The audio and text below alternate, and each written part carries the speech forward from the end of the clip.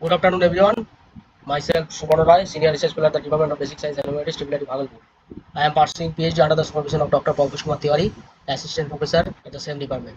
My thesis entitled as Mathematical Studies of some ecological and epidemiological systems. So I will cover this mathematical modeling. Mathematical modeling is the application of mathematics to various real-world problems. It helps in understanding the system's dynamics and discovering the likely outcomes. It has varied application ranging from biological to social sciences and engineering to medical sciences. The process of mathematical modeling consists of translating a real-world problem into a mathematical form by using mathematical terms, symbols, and ideas.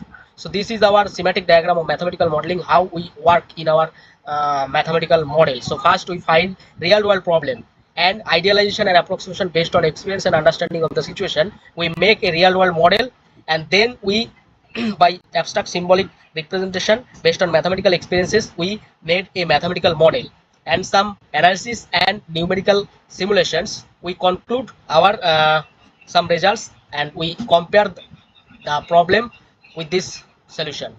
So for a real world problem, we get some solution. The objective in undertaking paid-or-pay systems involves the following key aspects: comprehending the fluctuation in prey and predator populations over time and the factors that influence these changes, determine the conditions under which the stability is acquired by our ecological system, predict the impact of environmental changes, human interventions, and other external factors on predator-prey dynamics, provide insights that can aid in the development of conservation and management strategies for wildlife population. So in predator-prey interactions, we need to know what is predator and prey. An organism that hunts, kills, and eats other organisms to survive is known as predator. An organism which gets hunted and taken as a food by other organisms is known as prey. In the first figure, a spider capturing an insect. So this is the interaction of a spider and an insect. So here the spider represented as prey, predator, and this insect is prey. Similarly, in this figure, the cheetah is the predator and deer is prey. And the third figure, the fish is prey and this eagle is predator. So the predator-prey interactions are governed by the concept of functional response, which describes the number of prey captured and consumed by one predator per unit time. So there are many functional responses. So we use in our study Holding type functional response. So the Holding type functional response describes how the consumption rate depends on the prey density. As introduced in this article, it is characterized into four distinct categories. First one is Holding type 1. This functional response is expressed as mx equal to px, where consumption rate increases linearly with the density of prey.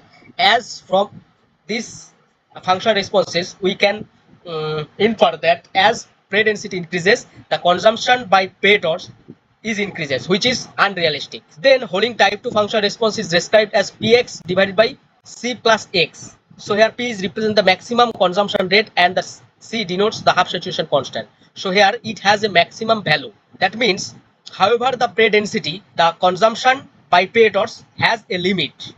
This is not unlimited. So predator cannot hunting prey species in unlimited quantities. Holding type 3 functional responses is expressed as px square divided by c plus x square, and Holding type 4 functional response is represented as ax divided by 1 plus bx plus cx square, where these coefficients a, b, c are all positive, and a denotes attack rate of an individual predator, that is consumption rate, b is the handling time during hunting, and c is the strength of group defense.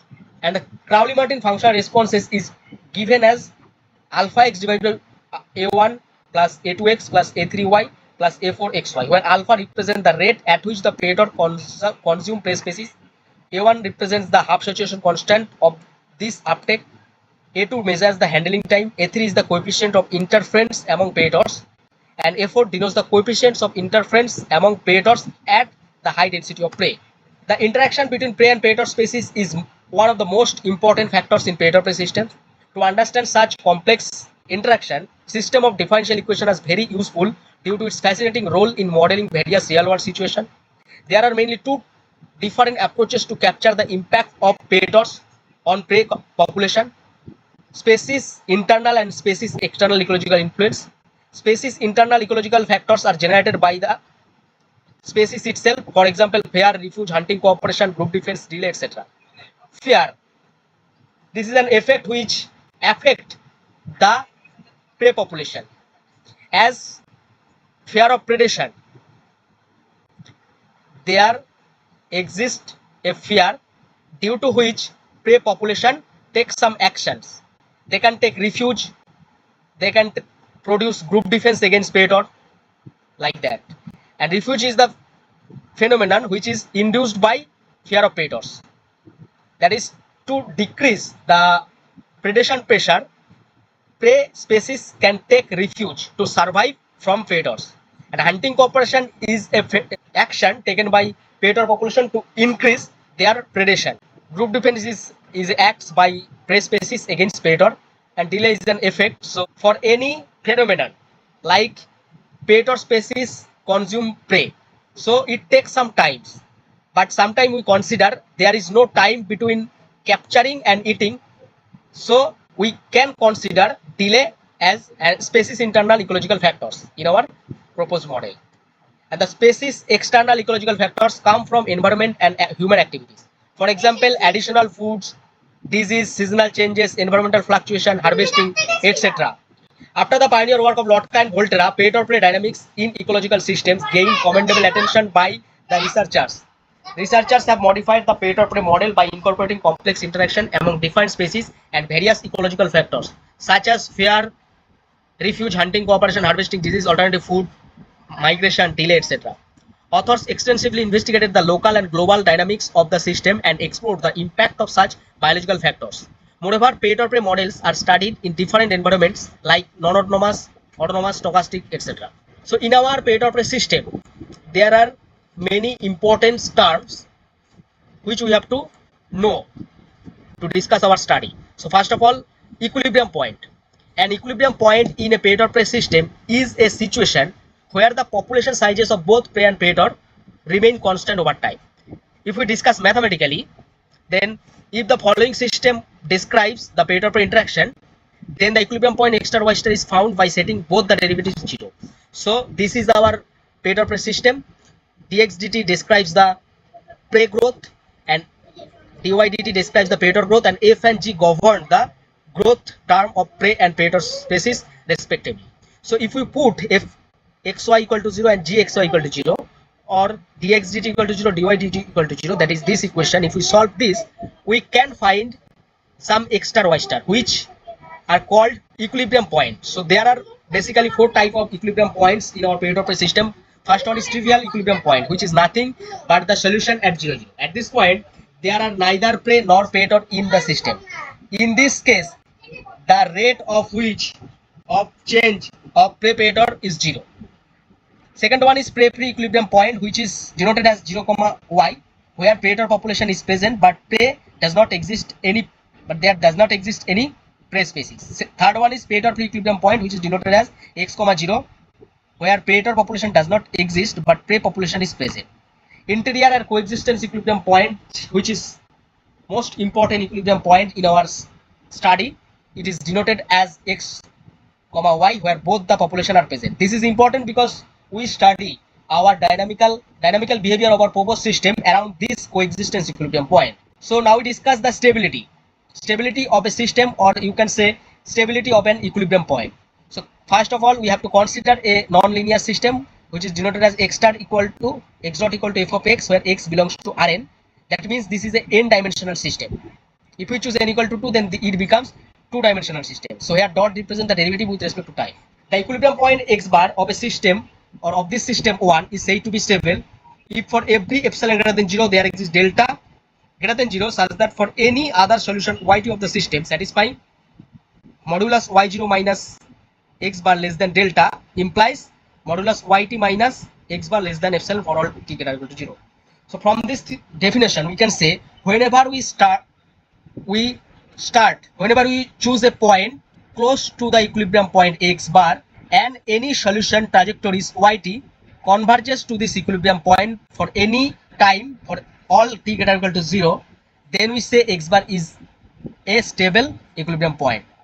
And the equilibrium point x bar is said to be asymptotically stable if it is stable, and also if there exists a constant b greater than 0, such that modulus y0 minus x bar less than b implies limit t tends to infinity modulus yt minus x bar equal to 0. That means whenever we choose initial condition close to this point, then yt will converge to this equilibrium point for t tends to infinity, any advancement of time. In other words, we can define asymptotic stability. An equilibrium point x bar is said to be asymptotically stable if all the trajectories close to it eventually converge to this equilibrium point. Then we say this is asymptotically stable. A practical approach is to linearize the system around x bar, which allows us to observe the system dynamics in its vicinity. So to discuss the stability of an equilibrium point with respect to a system, first we have to linearize the system. From this theorem we say if the real parts of all eigenvalues of the matrix are negative, then the equilibrium solution x equal to x bar of system is asymptotically stable.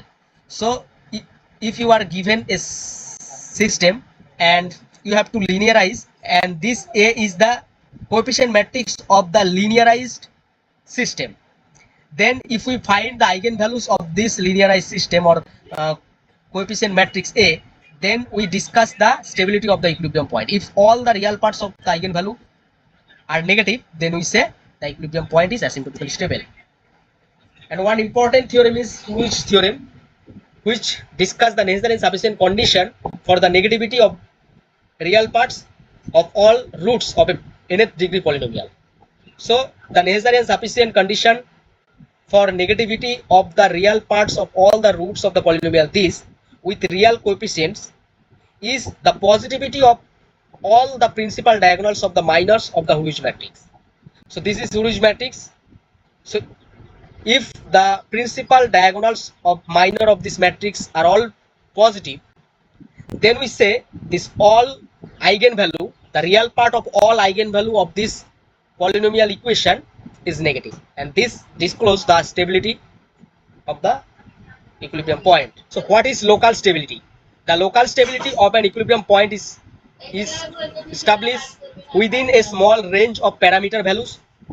If the system is described by a value within its range, it will eventually return to the equilibrium point. And global stability of an equilibrium point means that no matter the initial conditions of the system, it will ultimately converge to the equilibrium point. In other words, the system will gain stability at the equilibrium point regardless of where it begins within its domain. So if an equilibrium point is asymptotically stable for all initial conditions, it is referred to as globally asymptotically stable.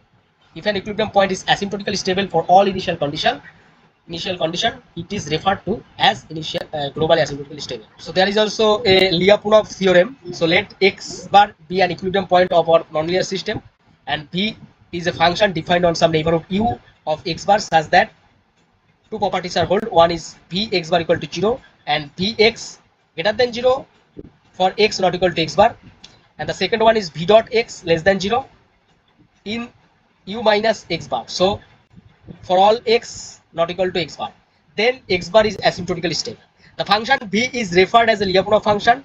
Additionally, if the set u, so we define v, if the set u can be taken as the entire space Rn, then the equilibrium point x bar is globally asymptotically stable if the above two conditions are satisfied. So to show the global stability of an equilibrium point, we have to choose Lyapunov function, which is there is no process to choose such Lyapunov function. So this is a trial and error basis. Now we discuss the bifurcation. What is bifurcation? A bifurcation refers to a situation where a minor variation in a parameter results in a sudden qualitative change in the system's behavior. The parameter responsible for this change is called bifurcation parameter. There are different types of bifurcations. So half bifurcation occurs when the stability of a system changes and a periodic solution emerges. Specifically, it is a local bifurcation where a fixed point loses its stability as a pair of complex conjugate eigenvalues move across the imaginary axis of the complex plane. That means when the complex eigenvalue becomes or purely imaginary. Saddle node bifurcation is a local bifurcation where two equilibrium points collide and are annihilated at the bifurcation point. Two equilibrium points collide and then they will destroy it, or from a point two equilibrium will create it. So this is a unique type of bifurcation. That is, two equilibrium collides and annihilate each other. two equilibrium can be created. Transcritical bifurcation is a local type of bifurcation in which equilibrium points persist for all parameter values, with the stability between two equilibrium points switching as the parameter is varied. So this is the bifurcation of changing the stability behavior of two equilibrium points. So for this case, there always exist two equilibrium points, and at a point these two equilibrium point changes their stability and interchange their stability. Generalized Hopf bifurcation is a local bifurcation of codimension 2 which occurs when the equilibrium state becomes non-hyperbolic for some parameter values. Bogdanov-Takan bifurcation is a two-parameter bifurcation where the bifurcation point has two zero eigenvalues, and in the vicinity of the BT point, the system has two equilibrium points, one being a saddle and the other a non-switch collide and vanish through a saddle node bifurcation. Cusp bifurcation is a local bifurcation of a codimension 2 which occurs when the quadratic coefficients of the saddle node bifurcation vanish at a critical value of the parameter.